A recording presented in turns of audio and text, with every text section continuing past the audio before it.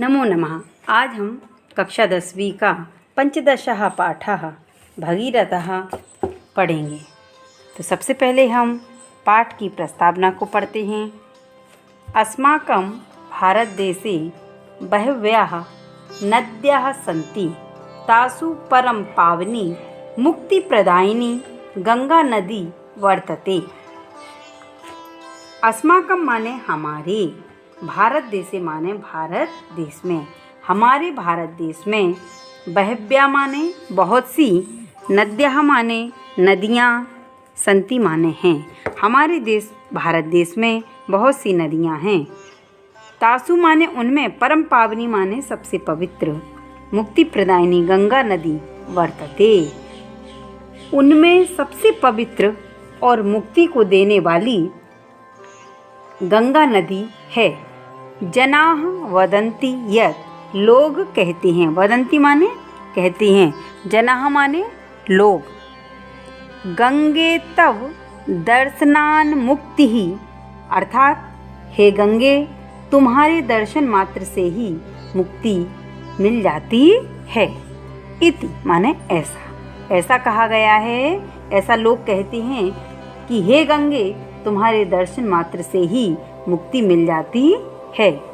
एषा गंगा पूर्वं भूलोके न आसीत, न धन आसीत, न माने नहीं, आसीत माने थी, ऐशा माने यह गंगा पूर्व में इस पृथ्वी तल पर या भूमि पर नहीं थी, यानी हमारे भूमंडल की नदी नहीं थी पहले। कौन? गंगा। तो कहाँ की थी? ये स्वर्गलोक की नदी थी। तो फिर पृथ्वी पर कैसे आई? ये सारी बातें इस पाठ में बताई जाएंगी। सगरस्य वंशजेन भगीरथेन कठिन तपसा एषा भुवम आनीता।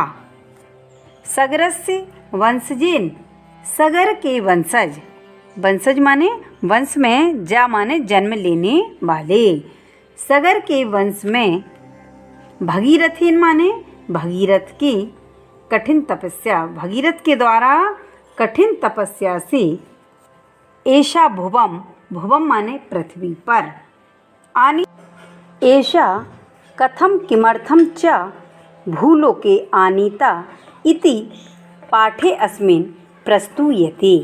एषा माने यह माने कौन?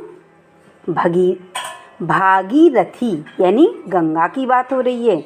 एषा माने यह, कथम माने कैसे, किमर्थम माने किस लिए, यह गंगा कैसे और किस लिए, भूलोके माने पृथ्वी पर, आनीता माने लाई गई, इति माने ऐसा, पाठे अस्मिन् प्रस्तूयते इस पाठ में प्रस्तुत किया जा रहा है। अब यहाँ से पाठ प्रारंभ होता है।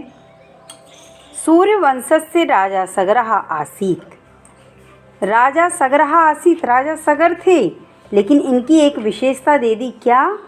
सूर्यवंश। किस वंश में जन्म लिया था राजा सगर ने? सूर्यवंश में। सूर्यवंश का राजा सगर था। सः एकदा अश्वमेघ यागम कृतवान, सः माने उन्होंने, सः उसने, किसने? राजा सगर ने। एकदा माने एक बार, अश्वमेध यागम कृतवान, अश्वमेध यज्ञ किया।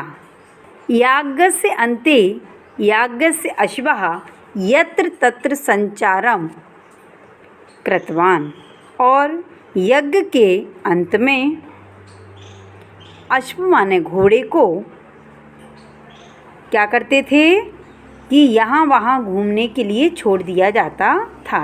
यज्ञ के अंत में यज्ञ का घोड़ा जहाँ तहाँ घूमने, संचारम कृतवान घूमने लगा। अश्वमेघम कृत्वा सगरः स्वयं इंद्रः भविष्यति।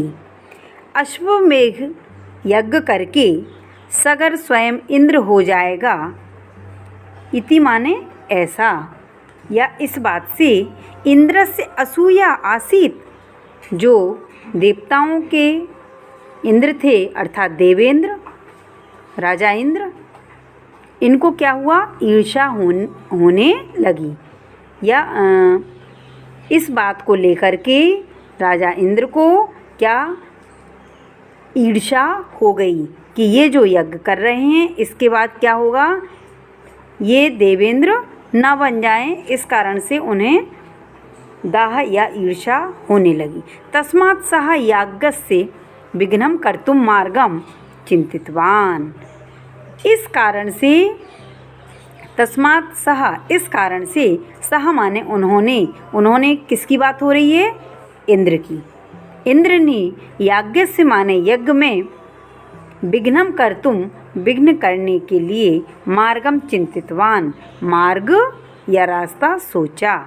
ततः अश्वम गृहीत्वा, उसके बाद, ततः माने उसके बाद, किसने, इंद्र की बात हो रही है कि उसके बाद उन्होंने क्या किया, इंद्र ने अश्वम गृहीत्वा घोड़े को लेकर के पाताल लोक में कपिल मुनेः पुरतः स्थापितवान।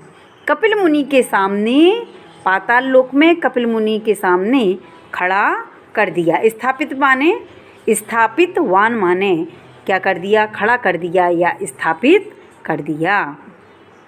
तदा मुनिः तपः कुर्वन् ध्याने आसीत्।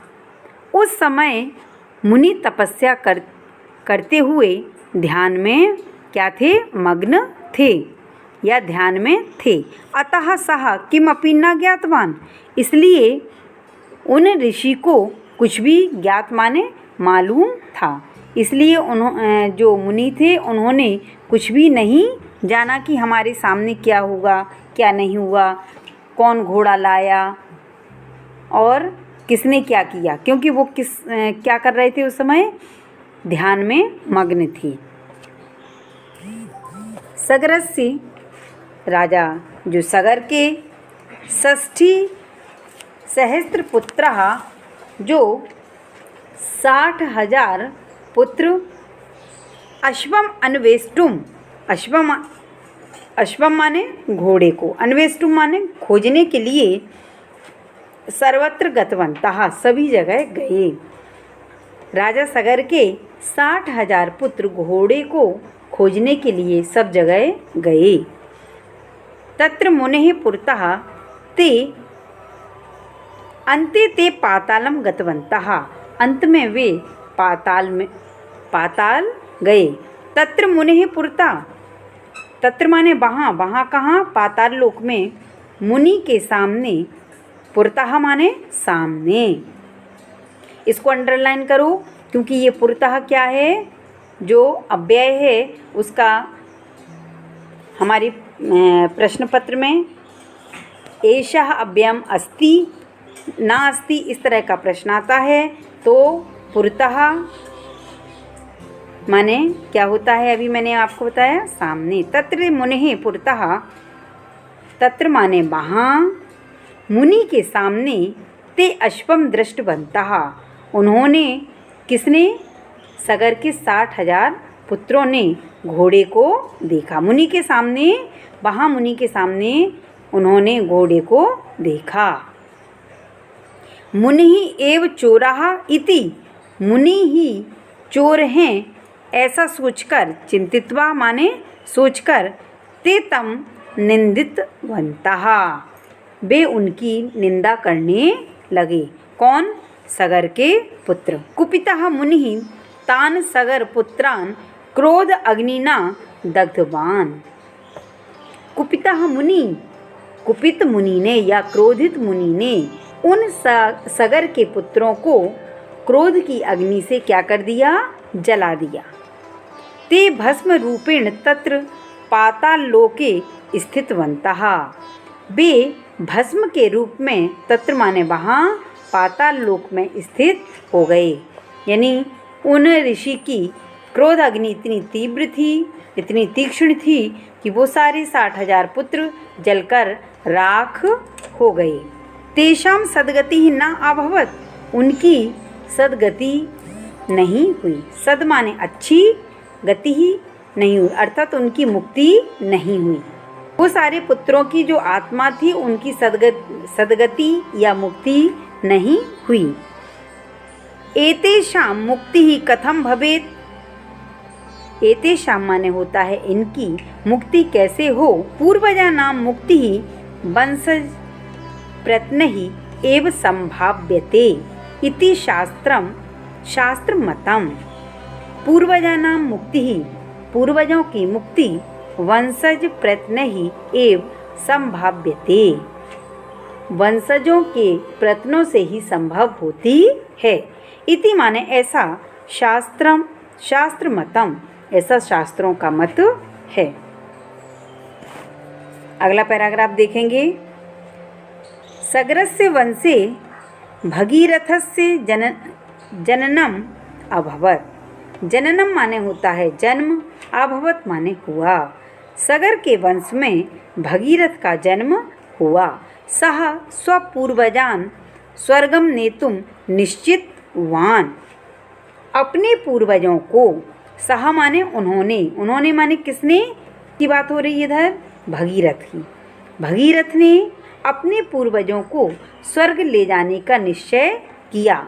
यदा गंगा यह जलम भस्म स्पृक्षति तदा एव सगरपुत्राणां पापस्य नाशः अपि भविष्यति इति भगीरथस्य निश्चयः। जब गंगा का जल भस्म को स्पर्श करेगा तब ही सगर के पुत्रों के पाप का जो है नाश भी हो जाएगा, ऐसा भगीरथ का निश्चय था। अगला पैराग्राफ देखेंगे। तस्मिन् काले भूलोके गंगा न आसीत्। उस समय पृथ्वी लोक पर गंगा नहीं थी। आकाश मार्गे तस्याः प्रवाह शोढुम माने सहन करना। भूमि शक्तः न आसीत्। आकाश मार्गे, आकाश के रास्ते में उनके बहाव को सहन करने के लिए भूमि कैसी शक्ता न आसीत। भूमि ही माने भूमि, शक्ता माने समर्थ, ना माने नहीं, आसीत माने थी। भूमि उनके बहाव को सहन करने में सक्षम नहीं थी। आकाश के रास्ते में उनके बहाव को सहन करने के लिए भूमि में इतनी क्षमता या समर्थता नहीं थी।